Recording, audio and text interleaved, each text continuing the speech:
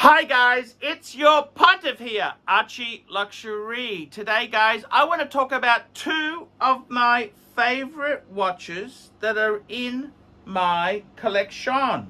What are these pieces? Well, let me tell you what I really love in my collection. First piece, Tudor Black Bay. Second piece, Rolex Submariner. I gotta tell you guys, it's absolutely easy to see why Rolex and Tudor dive watches are so popular.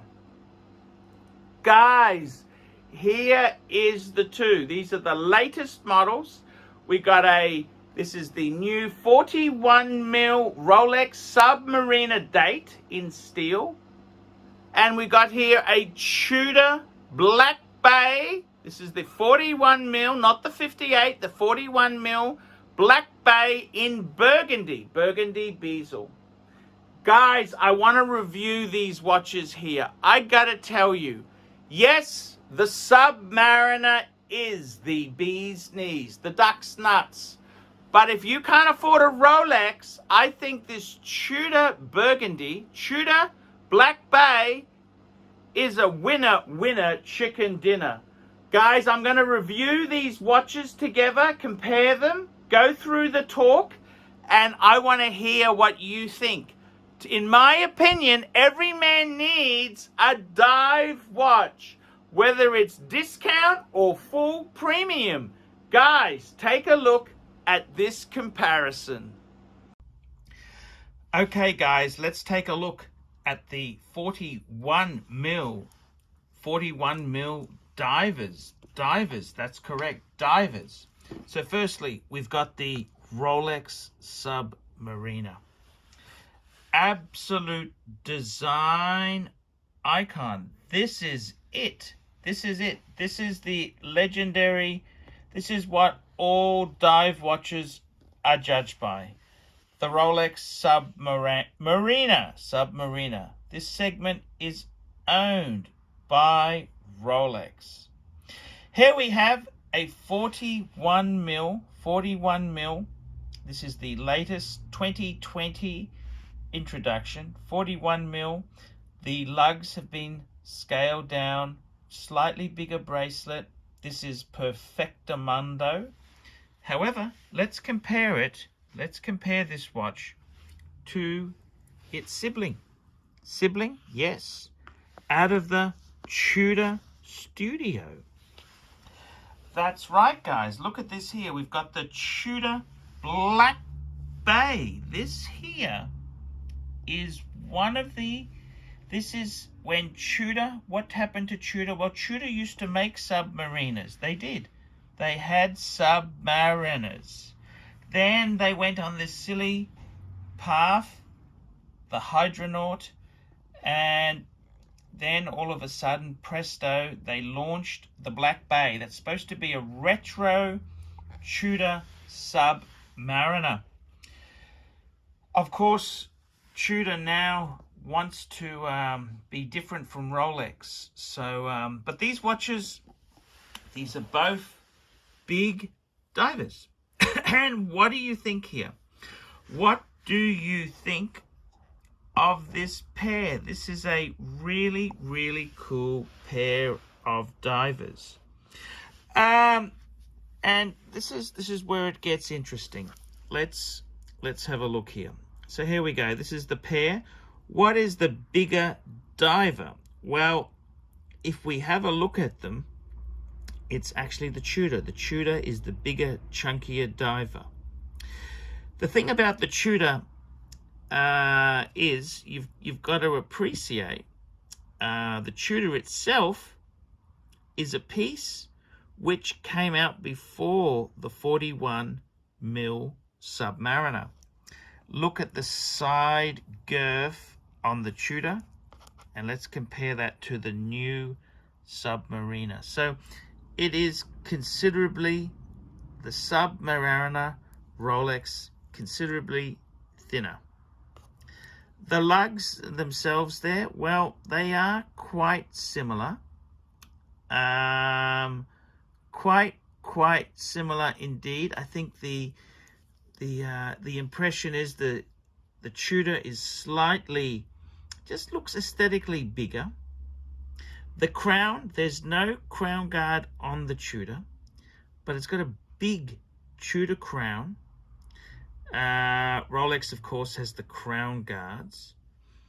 So with these two pieces here, you see a few niceties. The Submariner has got the ceramic bezel. The Tudor has a aluminum bezel. And because the Tudor is a retro throwback, this kind of works. The other interesting thing is the Tudor is only available as a no date. When Rolex had Tudor Submariners, you could get them date or no date. So for this video here, we've got a date sub. The other interesting thing is the bracelet itself there. Which bracelet which one is thicker? The answer is it's actually the Tudor. The Tudor is wider. It is a wider bracelet. Now, both of these particular watches here, they've had new bracelets because they used to share. The bracelets used to be the same.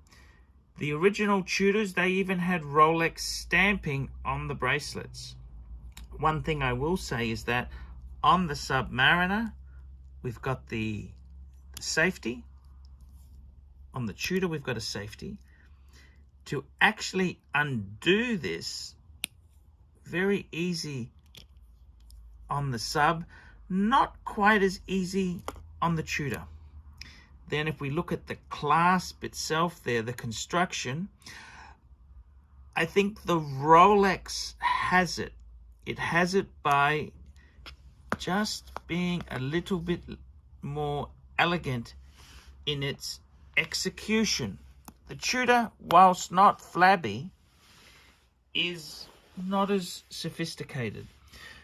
The real benefit of the Rolex, however, is the micro adjustments. The Rolex has the glide lock, which allows us to adjust it ever so slightly any time, which is particularly handy in hot months when we tend to swell a bit as the temperature gets hotter. Tudor doesn't have this little adjustment facility. Now, the thing is, of course, we've got to look at the price of these pieces, and there is a big difference in price. The Tudor, the retail price on the Tudor is 2.5 times cheaper than the Rolex Submariner. So if you are looking at a bargain diver, the Tudor is a really good bang per buck piece. If you're after an icon and you've got the extra money to spend, obviously the Rolex takes the crown. The other thing which is interesting is the Submariner uses the Mercedes hands, whereas the Tudor, we've got the snowflake hands. And I think the snowflake hands have become very iconic. The Mercedes hands on the Rolex, of course, are iconic as well. There's little subtle differences. I really think if you are a dive watch aficionado, it'd be so cool to have both of these in your collection. The Tudor Submariner, well, that name is now called Tudor Black Bay. They want to distance Tudor from Rolex, which in some ways is good. Tudor's gone for a more vibrant young look, whereas the Submariner is the classic. So guys, which way would I go? I don't think you could go wrong with either of these pieces, the Submariner and the Tudor, they're quality divers. These are good divers. So guys, Tudors or Rolex Submariner? I got to be totally honest with you. Of course, the Rolex Submariner is the landlord watch. Prophet has said it's the landlord watch, and I understand it. This is an amazing piece of kit. However, if you can't afford a Submariner, because these are damn expensive, I gotta tell you, for a quarter of the price, less than a quarter of the price, Tudor Black Bay. Now, I gotta tell you, the Rolex Sub, of course the Rolex Sub wins hands down. It's a Rolex. But if I wanted to have, if I was a young man and I wanted a diver, I would have no problems getting a Tudor Black Bay. Rolex is that is a beautiful Grail watch, but Tudor is great value. So there you go, guys. The Rolex Submariner 41, that wins. And if you're gonna have both, I would get the burgundy Tudor. I'd get the burgundy because that's really cool, and I'd get the date sub. Why would I get the date sub? Because Tudor doesn't make a date model. They used to on the Tudor Submariners, but in the Black Bays they don't make a date. So I would be getting that, and I would be getting the Submariner steel date, and I'd be getting a Tudor. I reckon that's a perfect pair. Perfect pair. Guys, I'm your Pontiff. Tell me what you think of that. Hi guys, ArchieLuxury. And who do I recommend in America? In America, who do I recommend for quality pre-owned wristwatches? David SW, David SW, David SW. Go to davidsw.com. He is the best, the greatest pre-owned dealer in all of the United States of America. David SW, David SW, David SW. Hey guys, ArchieLuxury. Who do I recommend for watches in Brisbane and Sydney? Vintage Watch Co. That's correct. Vintage Watch Co. in Brisbane Arcade in Brisbane and the Strand Arcade in Sydney. Vintage Watch Co. Brisbane and Sydney.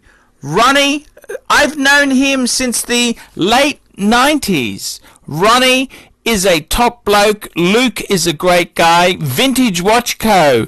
That is who I recommend in Australia. Check out Vintage Watch Co. and the guys' amazing range of watches. They also do service and repairs. Vintage Watch Co.